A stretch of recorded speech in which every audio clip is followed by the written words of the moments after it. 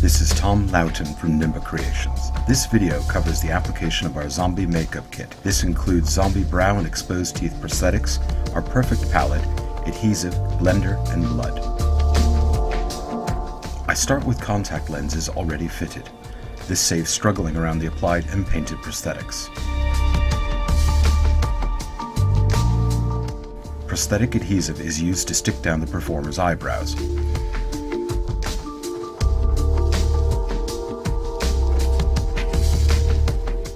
Apply adhesive to the inside of the brow appliance.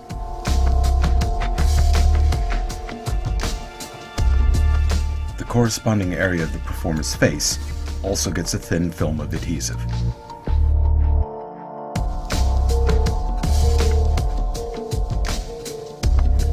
Once the adhesive is dry, the brow is offered up using the bridge of the nose for alignment. Slowly allow the appliance to make contact with the face, adjusting as necessary. Check out our other videos to see the complete gluing procedure in detail. A small amount of gelatin blender is used on a cotton swab to blend the fine edges of the fully applied prosthetic.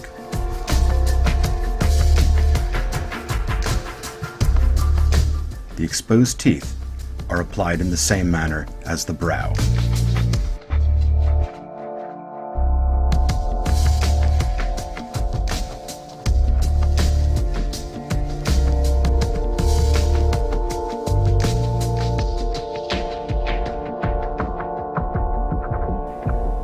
Here you can see the edges of that appliance being glued down.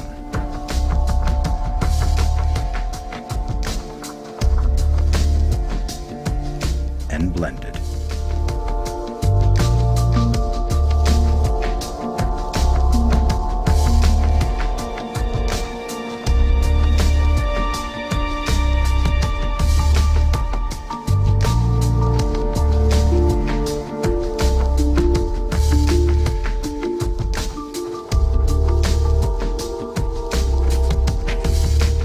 The makeup is fully adhered and now ready for color using our perfect palette.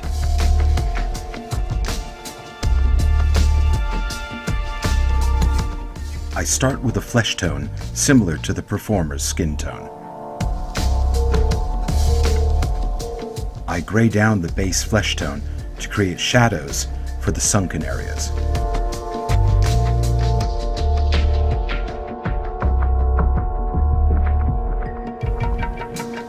Red and rose tones around the eyes make them seem weak and diseased.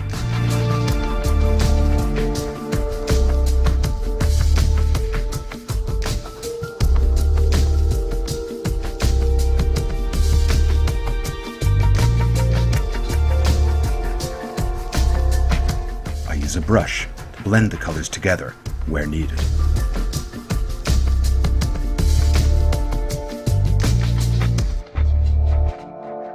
.99% isopropyl alcohol, known as IPA, is used to thin the makeup and create washes that can be flicked or spattered onto the face to add pigmentation marks and break up the skin tone.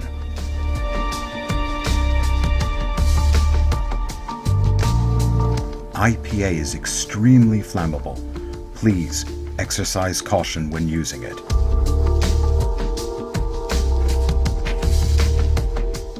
Use a range of colors and contrasts to add realism.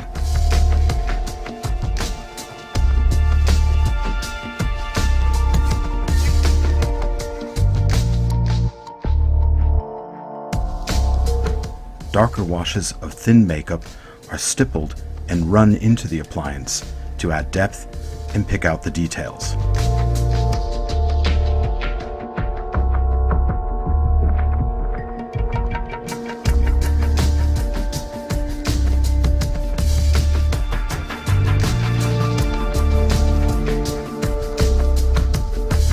The teeth are also painted with makeup.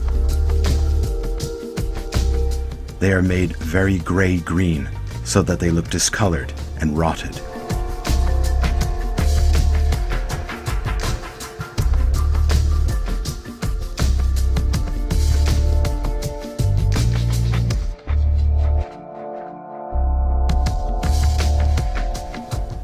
I use a grey wash on a fine brush to paint in the vein patterns.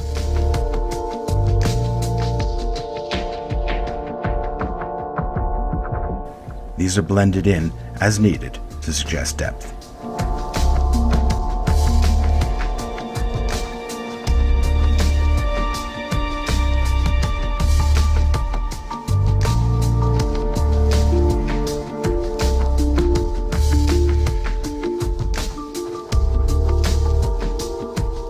Finally, fake blood is used to add some sickly detail to the facial wounds.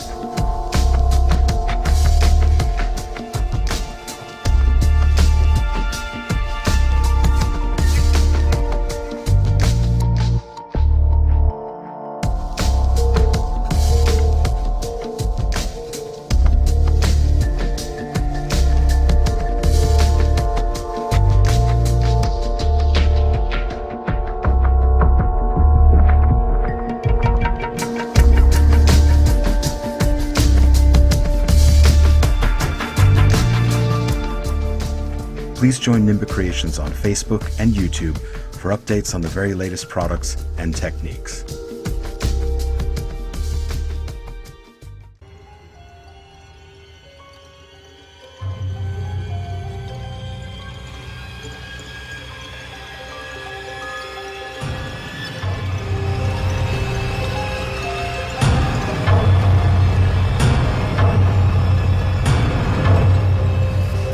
I then sponge on our prosthetic makeup sealer over the appliance and the skin around it to give a uniform material on which to apply makeup. This also brings out the full translucency of the gelatin.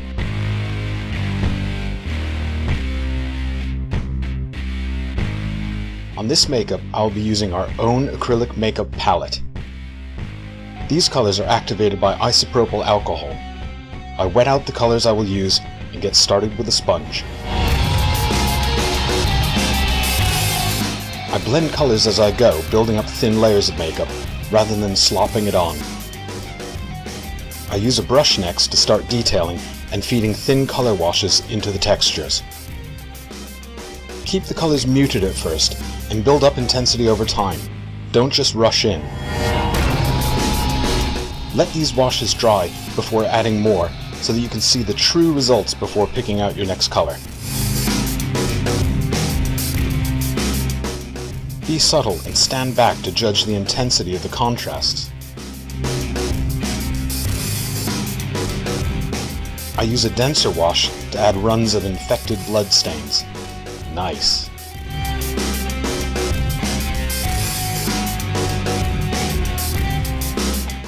Cut down a bristle brush and use your finger to flick fine spatters of colors onto the skin to give a mottled effect and add overall tones. Use blood to effect. Don't overwhelm the prosthetic. I concentrated on the nose and mouth to add to the sense of infection and rot. Time for the nasal cannula. More on preparing this later. I glued in some sutures I had tied ahead of time. Trim them once they are adhered. Contact lenses are the final touch. If you are at all unsure about using these, don't.